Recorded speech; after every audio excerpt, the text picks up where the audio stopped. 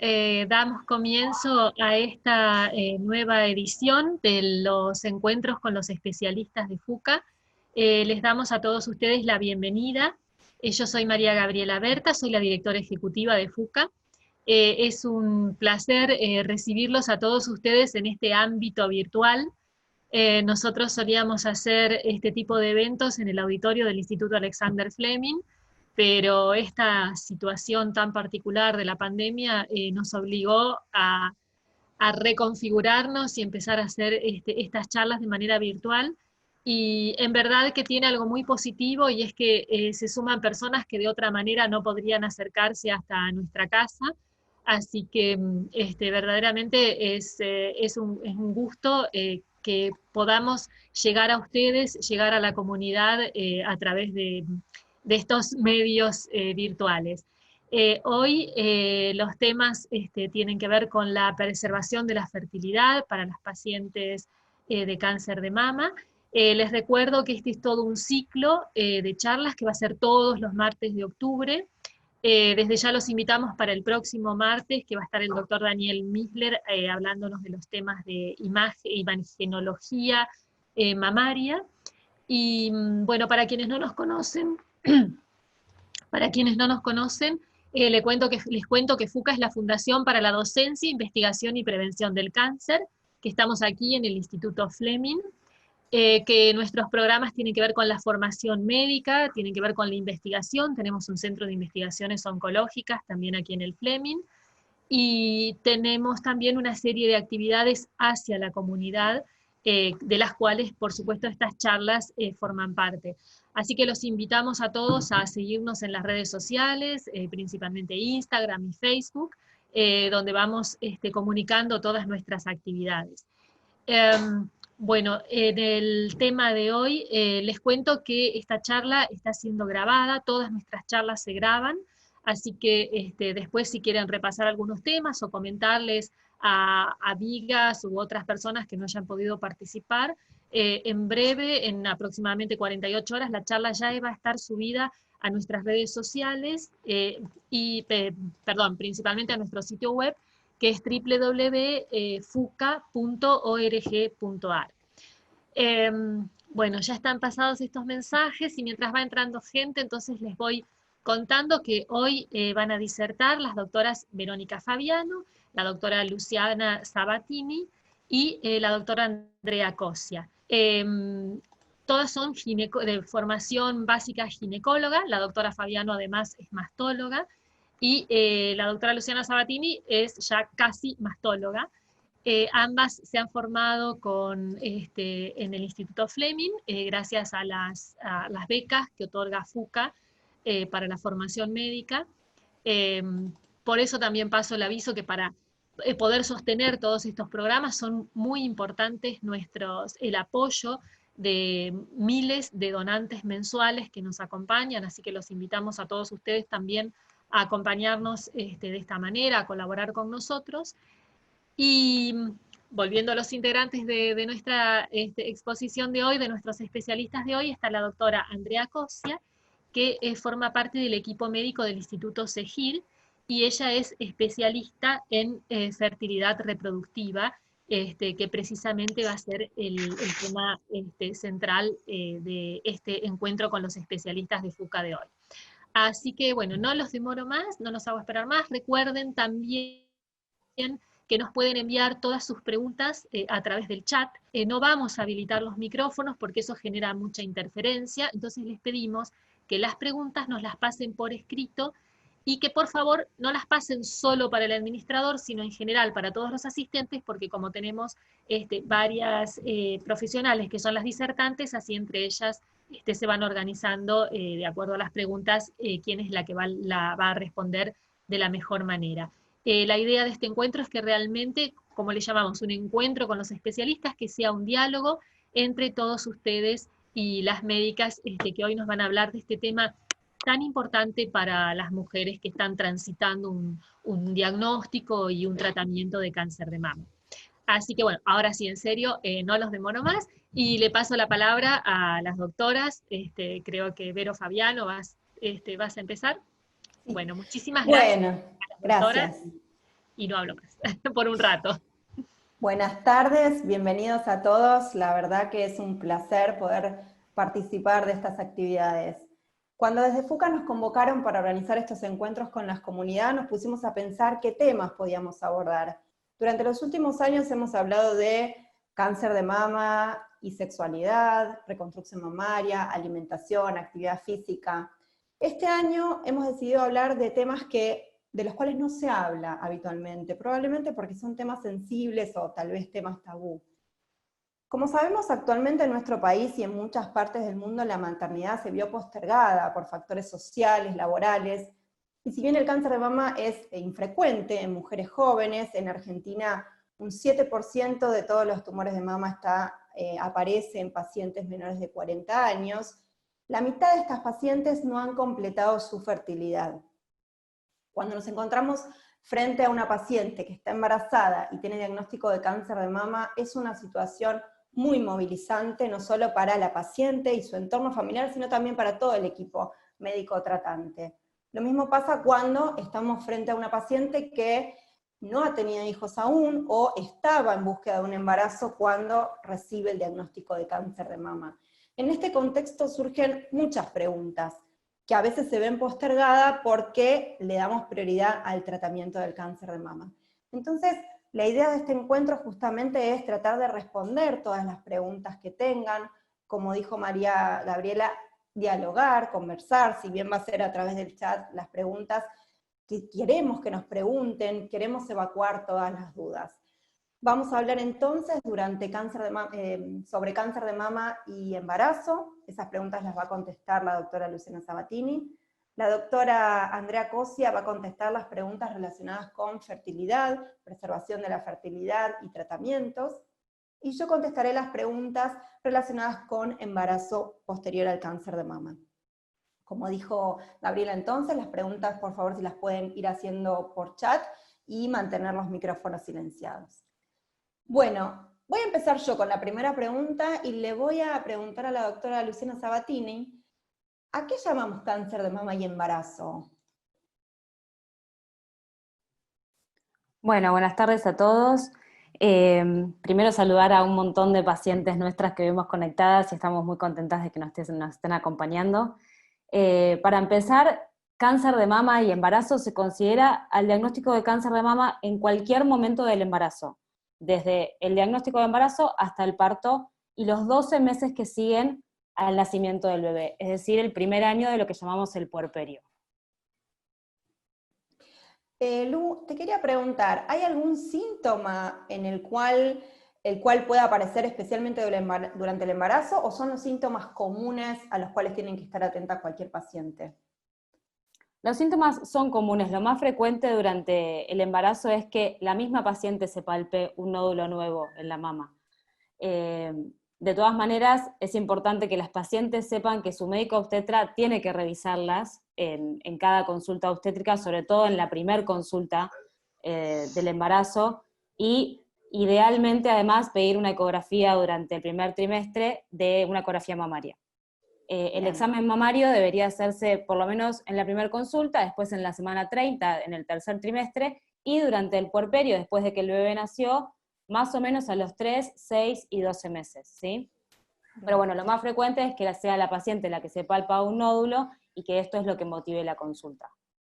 Muchas veces vemos que ante un nódulo, como vos bien mencionás, por ahí tal vez por miedo, postergan los estudios. Es importante recalcar que la ecografía y tampoco la mamografía causan ningún daño sobre el feto. ¿Querés contárnosle un poco cómo es el proceso diagnóstico? ¿Cómo se llega al diagnóstico de una paciente con una imagen o un nódulo sospechoso?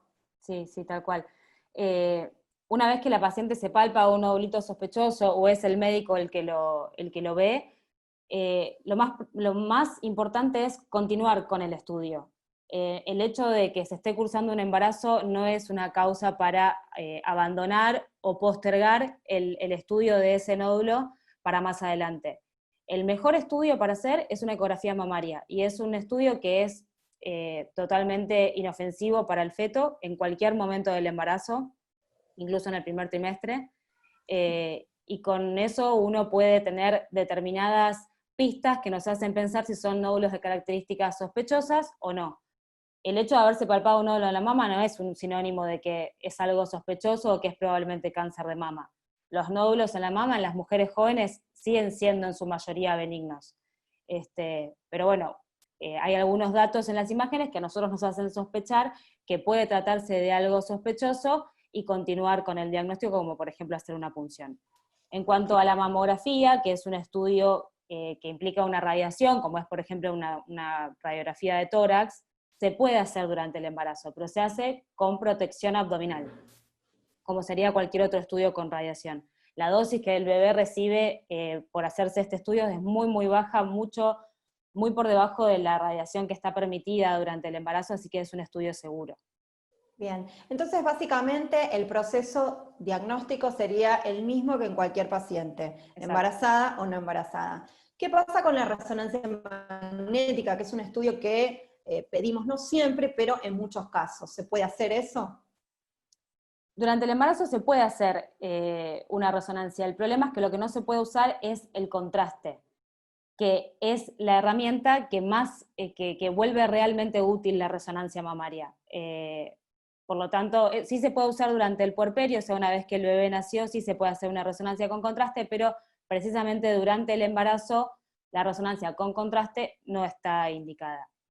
Bien, ¿cómo seguiríamos entonces en el caso de una paciente que está cursando su embarazo y tiene diagnóstico de cáncer de mama? Como sabemos, el embarazo no es igual en los distintos trimestres, así que Luciana seguramente nos va a comentar de eso, pero lo que yo te quiero preguntar es, en dos grandes temas, digamos. ¿Qué pasa con las cirugías?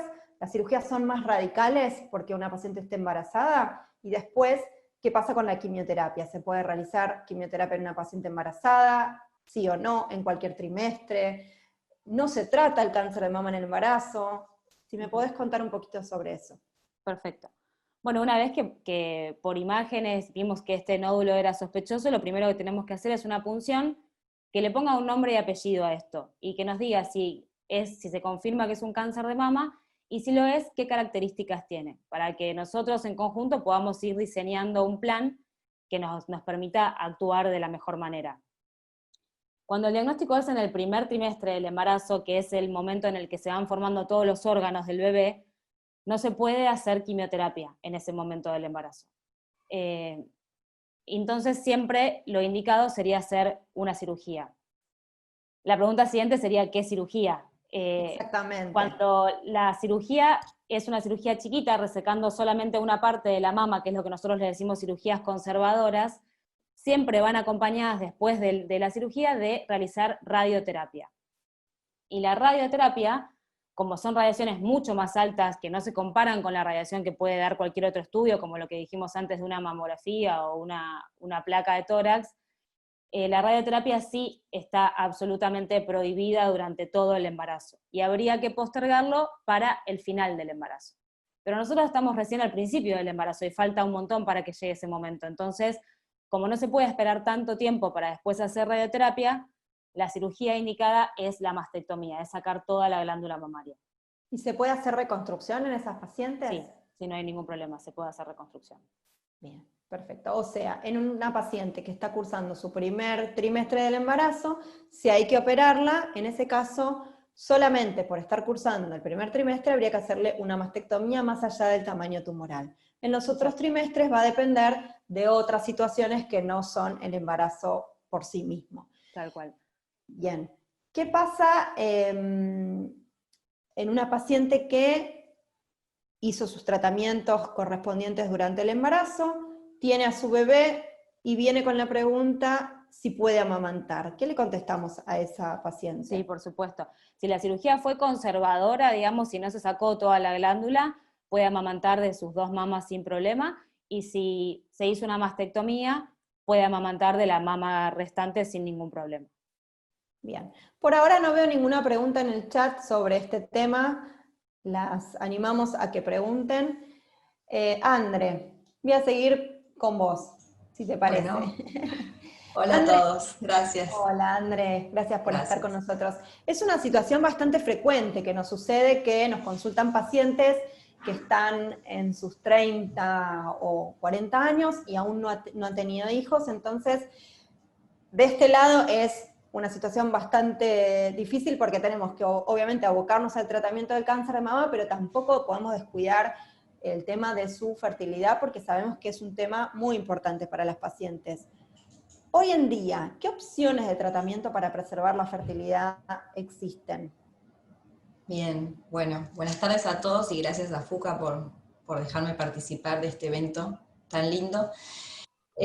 Bueno, yo trabajo con ustedes hace mucho tiempo y es un placer recibir a las pacientes que entre todos consideramos que pueden llegar a recurrir a algún tratamiento de preservación de fertilidad.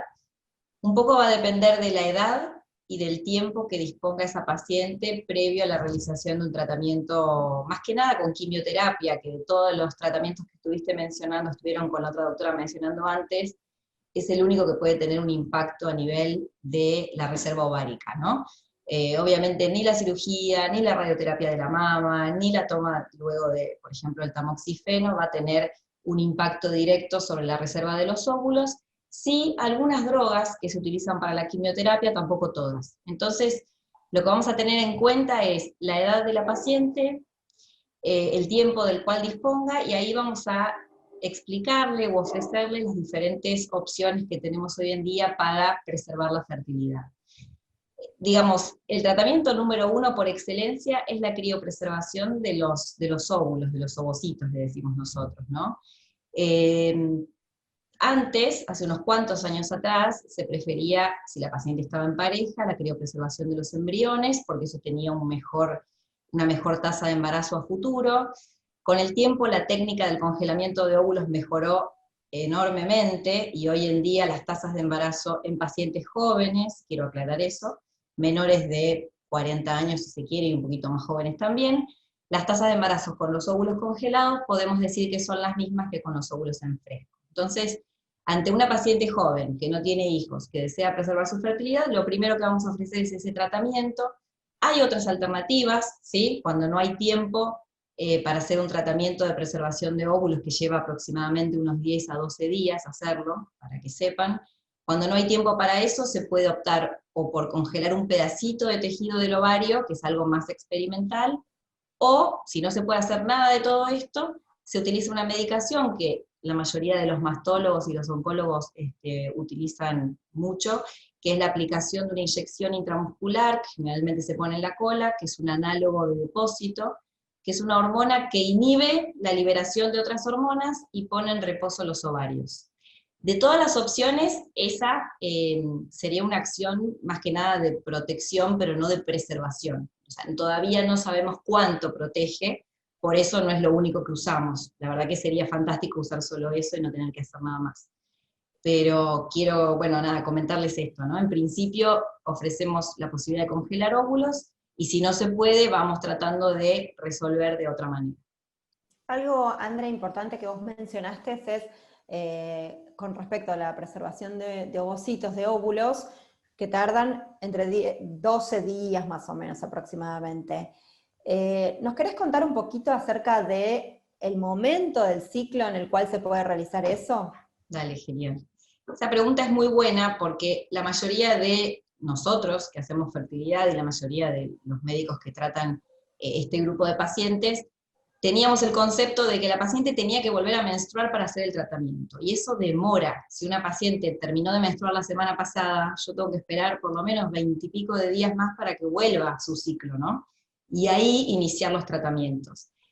Hoy en día, y hace unos cuantos años atrás, ya se sabe que la paciente puede comenzar un tratamiento de emergencia para congelar óvulos en cualquier momento del ciclo menstrual. No hace falta que la señora esté menstruando o haya iniciado su menstruación, ¿sí? Entonces, por ahí menstruó hace 10 días, no importa, no interesa, viene, charlamos, le explicamos de qué se trata, le hacemos una ecografía en ese momento, y estén como estén esos ovarios, con algún folículo por ahí ya en desarrollo, nosotros podemos empezar la estimulación para que esa paciente culmine su tratamiento en 10 a 12 días, como decía yo antes, y pueda luego retomar su tratamiento contra el cáncer de mama, sea una quimioterapia a veces neoadyuvante, que es lo que más nos apura, o cualquier otro tipo de tratamiento, ¿sí? Siempre yo trato de hablar con el médico de cabecera y preguntarle cuánto tiempo tengo. La verdad que si tengo mucho tiempo, bueno, por ahí sí espero que menstrue para, nada, hacerlo más prolijito el tratamiento, pero sale exactamente igual de bien. Ya hay un montón de trabajos científicos que comparan el inicio del tratamiento en la fase menstrual y el inicio en cualquier otro momento, y los resultados son iguales. Mismo número de óvulos maduros, la misma cantidad congelamos, así que ya como que directamente se puede arrancar en cualquier momento. Acá hay una pregunta que escriben por el chat. Vamos a tratar de no responder casos puntuales, particulares, sino hacer como más general la pregunta. Así que la pregunta sería, si una paciente que está recibiendo tamoxifeno puede hacer un tratamiento, un tratamiento para preservar ovocitos. Es buena la pregunta. En general sí, porque el tamoxifeno, lo que no debe ocurrir con la toma del tamoxifeno es el embarazo. O sea, la paciente no debería cursar o comenzar a buscar embarazo inmediatamente el día siguiente de suspender el tamoxifeno, porque el tamoxifeno tiene un efecto residual en el organismo, que preferimos que la paciente se embarace luego de 3 a 6 meses de haber tomado el último comprimido, pero el congelamiento de los ovocitos no se ve afectado por la toma del tamoxifeno. Sí se lo vamos a suspender para tratar de organizar un poco digamos, el ovario en sí y que responda a la medicación hormonal, pero no tenemos que dejar pasar mucho tiempo. Sí lo vamos a suspender, vamos a esperar que tenga una menstruación por ahí para limpiar un poco, apenas un poquito el cuerpo del tamoxifeno, y arrancamos la estimulación, congelamos óvulos y sigue su tamoxifeno después de eso, no hay ningún problema. Te entendí perfecto. Nos pasa muchas veces, tal vez pacientes de 40, 42 años que recibieron quimioterapia y a pesar de haber recibido, como vos bien mencionaste, medicaciones para proteger la función ovárica, quedan menopáusicas. No se restauran sus ciclos menstruales y los niveles de hormonas sexuales en sangre son bajos. ¿Esas pacientes que están en posmenopausia se pueden embarazar? Sí, se pueden embarazar. Siempre me acuerdo de una paciente nuestra, de todos nosotros, pero del área de oncohemato, que lloraba acá de alegría porque ella había tenido una leucemia de chiquita y nunca menstruó, no sé cómo fue exactamente, y yo le dije, pero ¿vos sabés que te puedes embarazar igual? No, me dice la paciente, sí, te puedes embarazar igual. O sea, mientras la paciente tenga el útero, ella se puede embarazar. Lo que no vamos a poder utilizar son sus propios óvulos, sus propios ovocitos, ¿sí? Pero podemos hacer un tratamiento de in vitro con ovocitos de una donante que se selecciona específicamente para esta paciente. Hay que hacer un tratamiento de fertilización in vitro, podrá ser con el semen de su pareja, si tuviese una pareja, o con un semen de donante. Nosotros vamos a generar estos embriones in vitro y vamos a transferir al útero de la paciente. Por más que ella sea menopáusica, podemos transferir un embrión y ese embarazo sigue adelante como cualquier otro embarazo de cualquier mujer. Obviamente no hay función ovárica, así que lo que vamos a hacer es administrar una medicación por vía oral, que es un estrógeno suave, y una medicación por vía vaginal, que lo que va a hacer preparar, acá tengo un uterito de plástico, va a preparar el endometrio, ¿sí? La capa interna del útero, como un colchoncito, lo va a engrosar, y lo va a hacer receptivo a la llegada del embrión, ¿sí? Entonces lo que vamos a hacer nosotros después es colocar el embrión, como hacemos en la fertilización in vitro, mediante la utilización de una cánula, colocar el embrión en el útero, y si se logra la implantación, que se logra en un alto porcentaje de casos, ese embarazo sigue como el de cualquier otra paciente que no es menopáusica, ¿sí? Así que ese es un buen dato. Entonces, siguiendo esta lógica, aquellas pacientes que tienen alguna mutación que las predisponga a tener cáncer de mama y ovario, en las cuales se sugiere después de determinada edad realizar la resección de sus ovarios y sus trompas, entonces estas pacientes también podrían embarazarse, ¿verdad? Sí, totalmente, totalmente. Hayan preservado sus óvulos o sus embriones antes o no, incluso a veces las pacientes que tienen mutaciones, por ahí eligen no utilizar sus óvulos por el tema de heredar esta mutación. Eso tiene como muchas aristas igual, ¿no?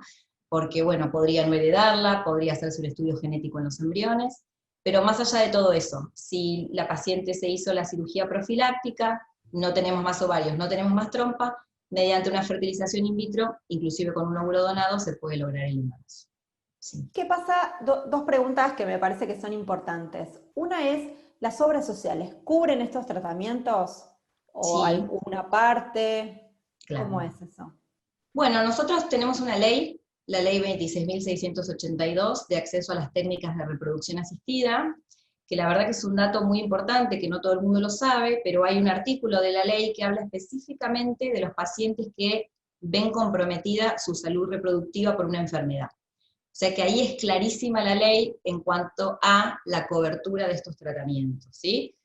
Después, como todos sabemos, hay temas que son más burocráticos y que llevan tiempo de papeles, autorizaciones, ese tipo de cosas. Pero la verdad es que en la mayoría de los últimos casos que hice los últimos años, los tratamientos se autorizaron en tiempo y forma y las pacientes lo pudieron hacer por su cobertura, sobre todo hablando de esto de la criopreservación de los ovocitos. Y luego, por lo que me preguntaste antes, ¿no? Aclaro. Si la paciente, por algún motivo de todo el tratamiento, después lo que tiene es una infertilidad, ahí también tiene la cobertura. No solo para la preservación, sino después ya con el diagnóstico de una infertilidad, más aún tiene la cobertura para los tratamientos de reproducción que siguen después de esto. Así que sí. Buenísimo, la verdad que esa es una gran noticia. Sí. Y otra pregunta importante que surge siempre en las consultas es si los tratamientos de fertilidad, ya sean posteriores al cáncer de mama o en pacientes sin diagnóstico de cáncer de mama, aumentan el riesgo de cáncer de mama, por el Bueno, tipo de esa hormonas pregunta, que se usan. claro, esa pregunta es buena, es buenísima. Yo les conté que el tratamiento dura de 10 a 12 días. Entonces, es verdad que durante la estimulación ovárica se ven elevados los niveles de estrógeno en la sangre de la paciente, pero por un periodo corto de tiempo, ¿sí? Lo que nosotros le decimos a las pacientes cuando vienen asustadas porque ya tuvieron un cáncer de mama es, si tu médico de cabecera autoriza el embarazo, la estimulación es una parte muy chiquita de todos los estrógenos que después tenemos circulantes en el embarazo, ¿sí? O sea, digamos que hay que sacarse el miedo de que si yo ya tengo autorizado un embarazo, la estimulación me la puedo hacer. Después hay otros estudios sobre pacientes sanas que tienen infertilidad, que qué pasó a lo largo de los años con cuántos números de tratamientos se fueron realizando y si eso incrementó o no las tasas de cáncer de mama. Bueno, lo que nosotros sabemos es que primero siempre tiene que tener un control antes de empezar un tratamiento de la paciente, porque eso pasa mucho. O sea, nosotros, y me quejo de los que hacemos esta especialidad, hacemos lo nuestro y por ahí, bueno, la mamografía, la ecomamaria, no, la tiene que tener, eso primero. Y después, estudios poblacionales bien hechos en otros países demostraron que las pacientes que habían realizado entre 5 hasta 6 estimulaciones ováricas no veían un aumento de riesgo a lo largo de los años para el cáncer de mama, el cáncer de endometrio y el cáncer de ovario. No sabemos después de ese número de tratamientos, ustedes no sé si saben, pero hay gente que hace muchos tratamientos, muchos. Nosotros no recomendamos que hagan más de 5 o 6 estimulaciones a lo largo de su vida, porque después de eso sí pueden aumentar por ahí los riesgos, ¿sí? Pero en principio no se ve un aumento de riesgo, ni en la que se embaraza después de tener un cáncer, ni en la que hace un tratamiento de reproducción asistida para lograr un embarazo. En principio la respuesta es que no, y hay trabajos que sustentan esto para que la paciente tenga tranquilidad, ¿no? Hay una pregunta en el chat de María Sol que nos pregunta si hay una relación entre el cáncer de mama hormonodependiente y la baja reserva ovárica a edades menores a 35 años. No sé si tenés esa respuesta. En general no hay una asociación entre el cáncer de mama y la baja reserva. Sí, hay otra cosa. La paciente que tiene una enfermedad por ahí grave, como puede ser un cáncer, no siempre tiene las mejores respuestas a la estimulación ovárica. Eso está descrito, está estudiado. Son pacientes que están pasando por una situación de mucho estrés, una situación en el cuerpo de catabolismo, de liberación de hormonas de estrés, y las mismas hormonas, de neurotransmisores de estrés, las hormonas que trabajan en el ovario están rodeadas de todo eso, la hipófisis, acá en el cerebro, entonces todo ese impacto a veces se ve sobre la respuesta ovárica. Hay pacientes muy jóvenes en las que uno esperaría encontrar un muy buen número de óvulos y al final del tratamiento vemos que recuperamos poco. Entonces eso está descrito, que las pacientes transitando esta situación de una enfermedad no tienen las mejores respuestas a los tratamientos de fertilidad. Y después hay otros trabajos que hablan de las pacientes con mutaciones para BRCA1 y BRCA2, que sí podrían tener algún impacto con una disminución de la reserva ovárica. No sé si se refería a eso la pregunta, pero les cuento que eso sí, No todos los trabajos lo dicen, pero algunos encuentran una asociación a ese nivel. O sea que estaría más relacionado, sacando a las pacientes con mutaciones, con una situación de estrés por la situación que están viviendo, más allá del tipo de tumor que tengan. Exactamente, sí. Una pregunta más que te quiero hacer es, ¿hasta qué edad se pueden hacer los tratamientos? Porque a veces tenemos Buena pacientes pregunta. que las diagnosticamos a los 45 años y aún no han sido madres. Sí. Entonces, ¿hasta qué edad realizan los tratamientos? Bueno, genial. Esa pregunta es compleja, en realidad nosotros lo tenemos muy claro, pero charlarlo con la paciente es difícil a veces, ¿no? Porque nosotros, ¿qué sabemos? Que el congelamiento de óvulos sirve, es una buena técnica, pero que depende mucho de la edad de la paciente y de la edad de sus óvulos al momento de congelar. Entonces a veces viene una paciente de 42 años y nosotros tenemos que aprender a decirle que no le podemos congelar óvulos, porque probablemente no le vayan a servir en el futuro. Después, si la paciente ya congeló cuando era joven, no sé, a los 38, 35, y quiere buscar embarazo más adelante, los tratamientos con óvulos congelados propios o con óvulos donados hoy en día se pueden hacer hasta que la paciente cumple 52 años, ¿sí? ¿Por qué ese límite? No tiene un límite que tenga que ver con lo fisiológico, es un límite más que nada ético, es un límite que tiene que ver con transitar un embarazo después de los 50 años, que no es fácil, tiene que ver con acompañar a ese hijo a lo largo de la vida, por lo menos hasta la adultez, ¿sí? Es un punto de corte que está puesto por la Sociedad Argentina de Medicina Reproductiva, que nos regula a todos los que hacemos esta especialidad, y tiene que ver con todo eso que les conté. O sea, que de acá, desde el momento en el que tiene la enfermedad, o que congeló sus óvulos, hasta los 52, te diría 53 años, puede venir a realizar la parte final del tratamiento, que sería la transferencia del embrión al útero para lograr el embarazo. Perfecto. Acá preguntan también en el chat, ¿cuántas punciones para congelar óvulos cumplen las prepagas? Porque por ahí en la primera no se obtiene ninguno o muy poquitas. Buena pregunta también. Mira, en general es uno, el tratamiento es uno, una sola vez. No me ha pasado tener que pedir otro, pero se podría pelear si es que a la paciente le ha ido mal o no tuvo respuesta. A ver, si no tuvo respuesta y no congeló nada, hay que pedir otro, sí. ¿Por qué? No está claro en la ley, no está dicho cuántos son los tratamientos, la ley no lo aclara. Para los tratamientos de fertilización in vitro, sí, hay un número que es más o menos 3, y está ahí un gris, si son 3 de por vida, 3 por año. No les voy a negar que toda esta parte es compleja, aparte con las obras sociales se hace difícil. En general es uno, no me ha pasado a mí tener que pedir otro para ninguna de mis pacientes, porque aparte, si uno quisiera estimular 2 veces, tendría que tener mucho tiempo esa paciente, y a veces no tenemos tanto tiempo para estimularla, pero yo creo que si ha ido muy mal, se puede justificar perfectamente, el médico puede justificar y solicitar otra autorización. Me parece totalmente justo y lógico. Yo lo haría. Bárbaro, André. Y una pregunta con respecto a la subrogación de vientre o al alquiler de vientre. Sabemos que en otros países es muy común, en Estados Unidos, incluso en Rusia. Sí. Son casos muy conocidos los que hay en los medios y sabemos que allí se hacen, pero es imposible económicamente para una mujer que vive acá hacerlo, para la mayoría. ¿Se puede hacer acá en Argentina esto? Se puede hacer en la Argentina, sí.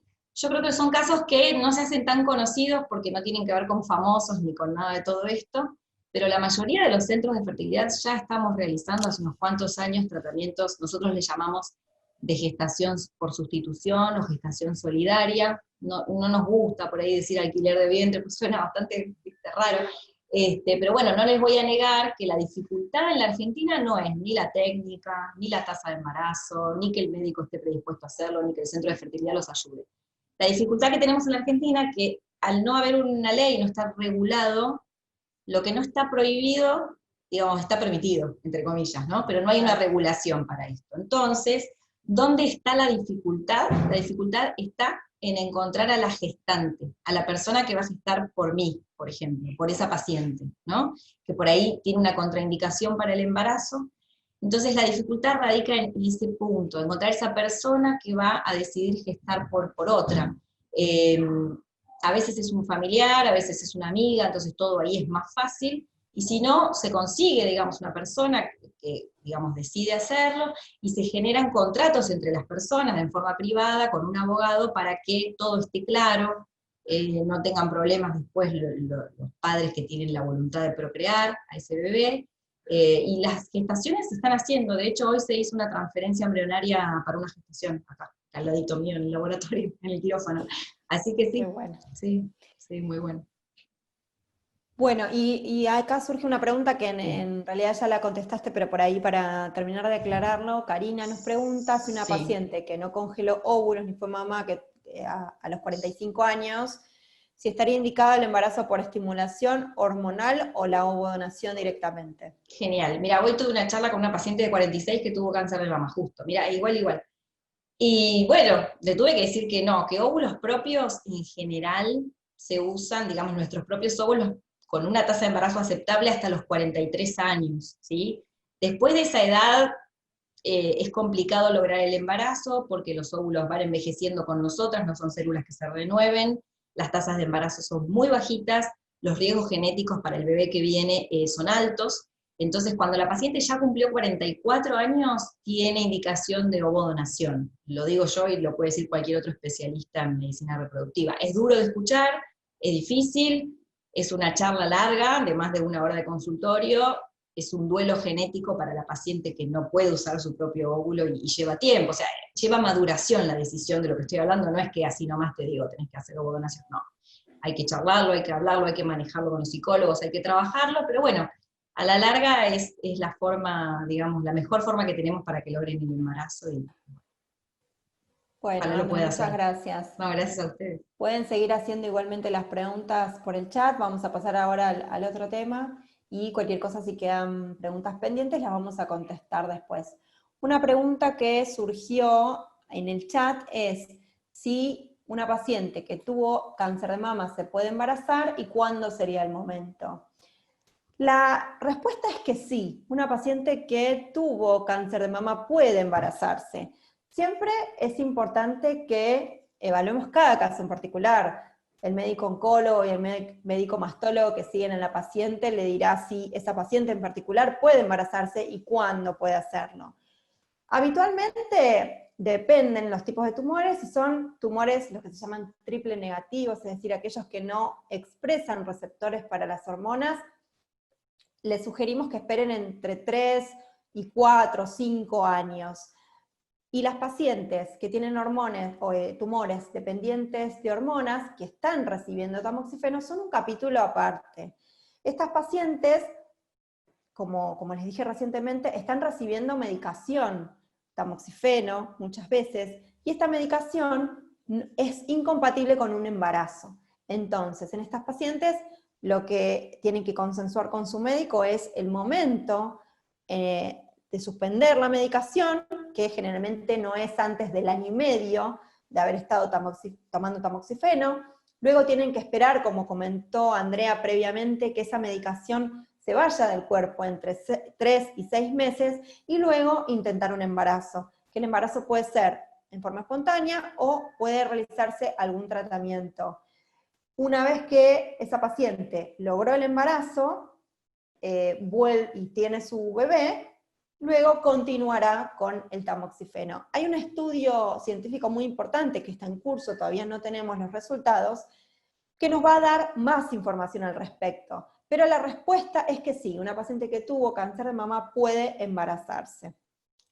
Lu, no sé si hay... Te hago una pregunta. Dale. Una mujer que tuvo un embarazo después de haber tenido cáncer de mama, ¿tiene más riesgo de volver a tener una recaída de la misma enfermedad o tener un nuevo tumor de mama luego del embarazo? La respuesta es que no. Se hicieron muchos estudios, el último que se publicó hace 2 años muestra que las pacientes que se embarazaron después de haber tenido cáncer de mama no tienen mayor riesgo, ni de recaídas, ni de nuevos tumores, ni de morir por cáncer de mama. Y esto es un dato muy alentador, obviamente, para las pacientes jóvenes que todavía no han completado su fertilidad. Ahí veo otra que dice si se puede suspender el tratamiento preventivo. Me imagino que Jessica se quiere referir al tamoxifeno. Sí, y es como les comentaba, se puede suspender por un determinado tiempo, consensuado con su médico, y luego se vuelve a tomar. Bueno, una paciente además preguntaba cuánto es el tiempo más o menos que hay que esperar entre el diagnóstico y poder quedar embarazada. Calculo que la pregunta es desde terminado el tratamiento hasta poder volver a quedar embarazada. Bueno, como les dije anteriormente, va a depender de cada caso en particular, pero en tumores que son triple negativos, no antes de los 3 años, y en tumores que son hormonodependientes, hablarlo con su médico. Lo importante es que no hace falta que completen todos los tratamientos, más que nada los tratamientos hormonales, que a veces tienen una duración de hasta 10 años para poder embarazarse. Podrían hacer una suspensión transitoria y luego continuar. Otra pregunta que había surgido ahí por el chat es si una paciente nuestra, que anda por ahí, que está embarazada actualmente, tiene como antecedente haber tenido cáncer de mama y ella nota que su mama que fue tratada con cirugía y con radioterapia no tiene el mismo volumen, y nos pregunta si va a poder amamantar de esa mama. Esa paciente de la mama que no fue tratada va a poder amamantar sin ningún problema. De la mama que fue tratada es probable que tenga menor cantidad de leche, que se genere menor cantidad de leche. Puede intentarlo, y en el caso de que no se genere leche, que no pueda amamantar, puede amamantar normalmente de la otra mama. Es decir, que fomentamos la lactancia en estas pacientes.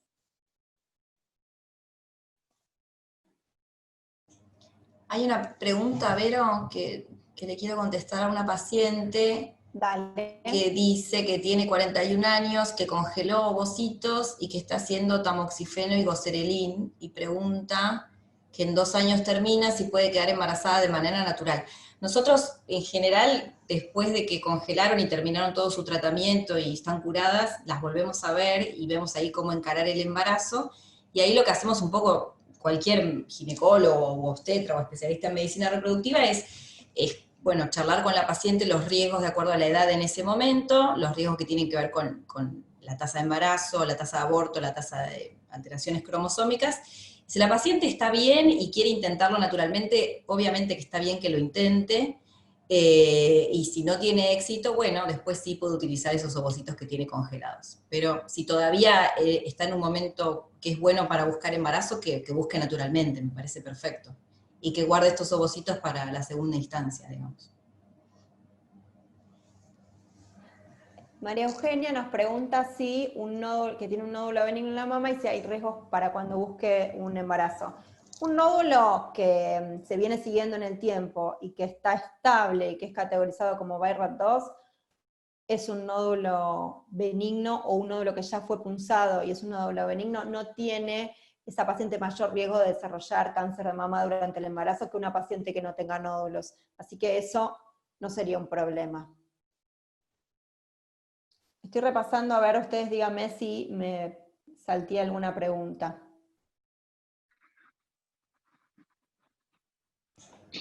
Pero yo te hago una pregunta con respecto a lo que dijiste antes, que les explicabas a las pacientes a partir de cuándo podían buscar embarazo. No sé, ¿hay algún caso en el que por ahí no se aconseje el embarazo y por eso tengan que recurrir por ahí a pensar en la gestación por sustitución? ¿Se te ocurre alguna situación que sea riesgoso?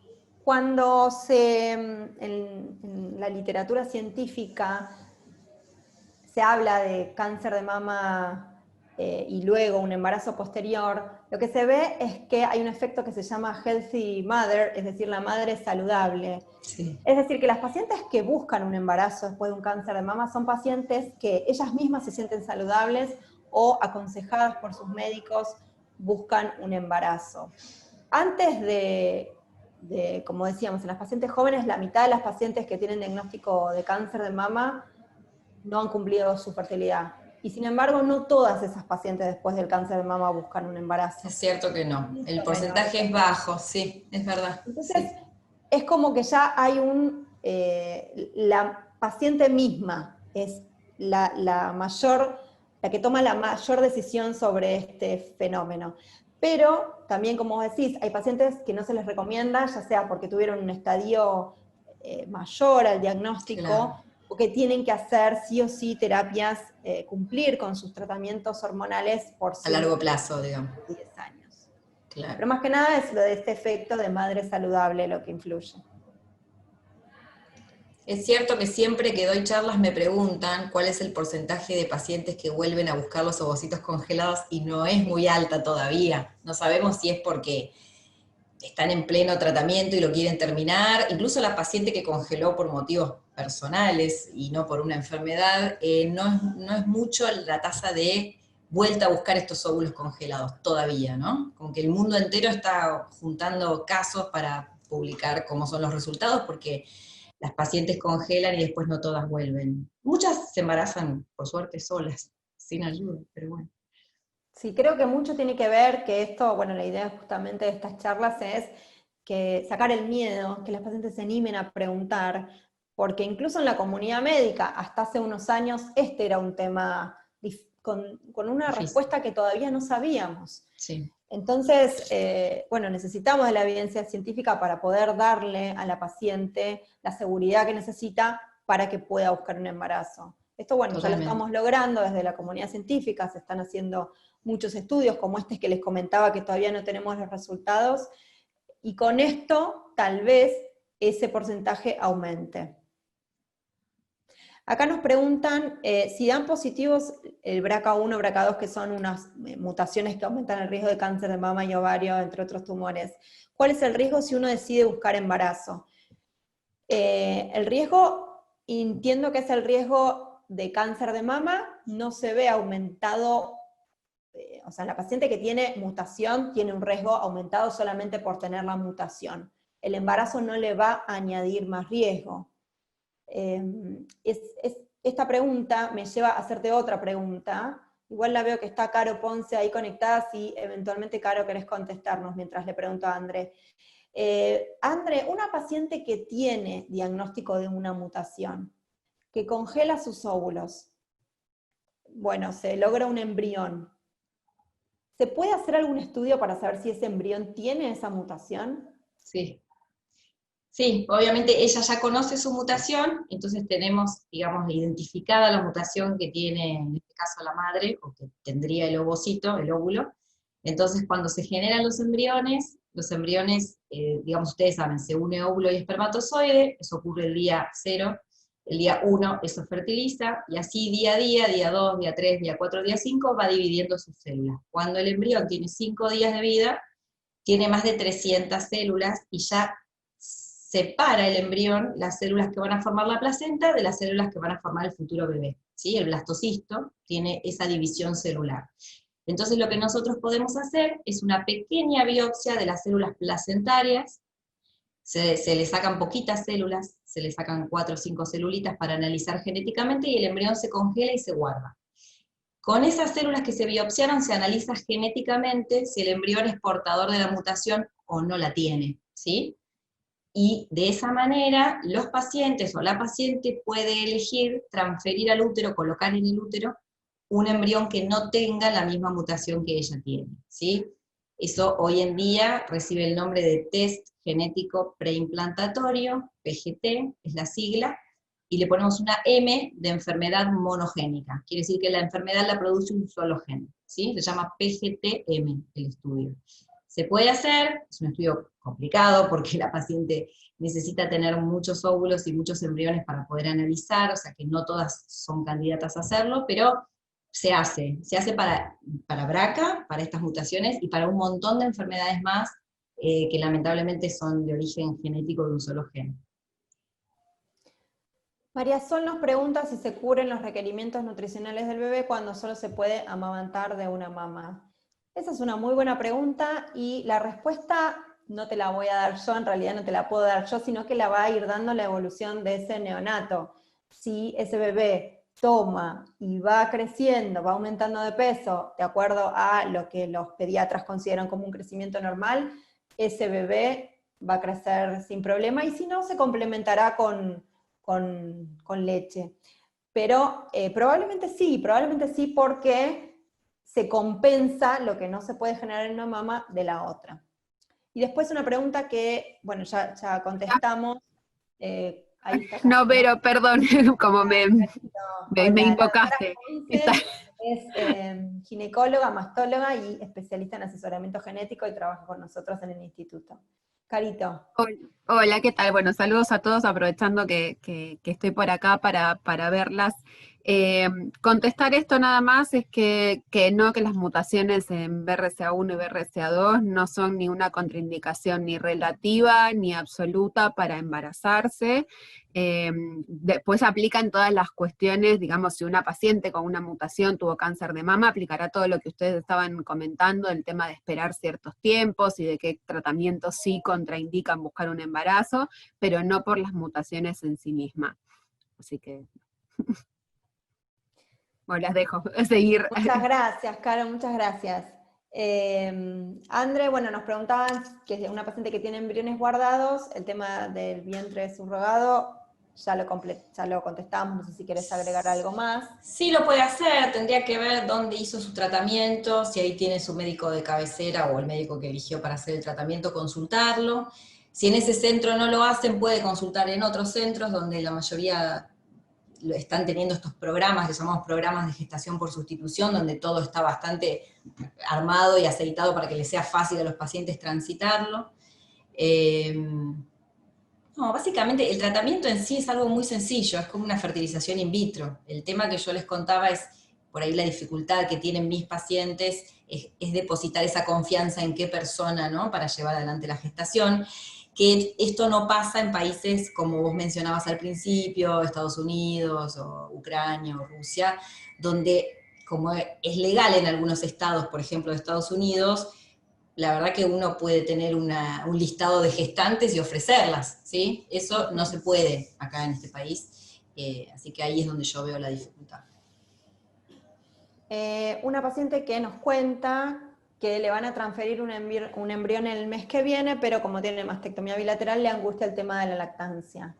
Bueno, obviamente en tu caso no vas a poder amamantar, pero amamantar es un proceso más en el crecimiento de un hijo, o sea que no es que porque no puedas amamantar no lo vas a poder acompañar en otras situaciones y de otra forma, así que tenés que alegrarte porque vas a poder Sí. recibir un embrión. Tal cual, sí.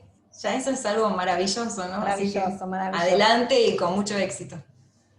Después nos preguntan si puede una paciente que no recibe transitoriamente terapia hormonal podría volver la enfermedad en otra parte del cuerpo, justamente por esto de haberla suspendido. Como ya les comenté, no hay evidencia de que aumente el riesgo de que esa paciente tenga una recaída, que sería esto que ella menciona de que aparezca en otra parte del cuerpo. Díganme, chicas, si van apareciendo algunas otras preguntas, porque... Sí, creo que hay una que es para ustedes, una paciente de 31 años que tuvo un embarazo, le diagnosticaron, perdón, un cáncer de mama durante el embarazo, no tiene mutaciones genéticas, y pregunta si es riesgoso volverse a embarazar ahora, supongo, bueno. ¿Qué estudios Luego debería hacerme antes de lograr Sí. otro embarazo? Ahí la vi. Bueno, no, la verdad es que no sería riesgoso, pero sí obviamente es importante que consulte a su oncólogo, a su mastólogo, para ver puntualmente su caso, para ver cuál sería el momento ideal, que por el hecho de ser un tumor triple negativo, lo recomendable sería después de los 3 años, y qué estudios debería hacerse antes de lograr otro embarazo. Los estudios habituales anuales que debe hacerse, mamografía y eventualmente ecografía mamaria, y como no tiene mutación de BRCA, esos serían los estudios que tiene que hacer. Me preguntan a mí, sí. Sí, a vos, Andrés. Bueno, ¿qué pasa con los embriones que no se pasa? implantan? ¿Qué pasa? Los voy a invitar porque va a haber una charla en noviembre sobre este tema. Tampoco hay una regulación muy clara sobre los embriones y su destino, si no es el útero el destino del embrión, ¿no? ¿Qué hacer éticamente con los embriones que no se implantan? Nosotros hoy en día los embriones que ya están estudiados genéticamente, por ejemplo, cuando los estudiamos para BRCA, por ejemplo, o para otra cosa, también los estudiamos con respecto a su composición cromosómica para saber si son embriones genéticamente normales, anormales, compatibles con la vida o no. Si no son compatibles con la vida, los embriones se pueden descartar, no hay ningún problema. Los embriones sanos que las pacientes o las parejas no los desean más, los pueden donar, ya sea para lo que llamamos embriodonación, para que otra persona se embarace, los pueden donar para investigación, y depende un poco de cada centro y su código de ética si se pueden descartar o no los embriones, porque tampoco hay una regulación muy clara con respecto al destino del embrión no implantado. Pero es una pregunta excelente. De hecho, estamos organizando un evento con respecto a eso. Muy buena pregunta e interesantísima tus respuestas.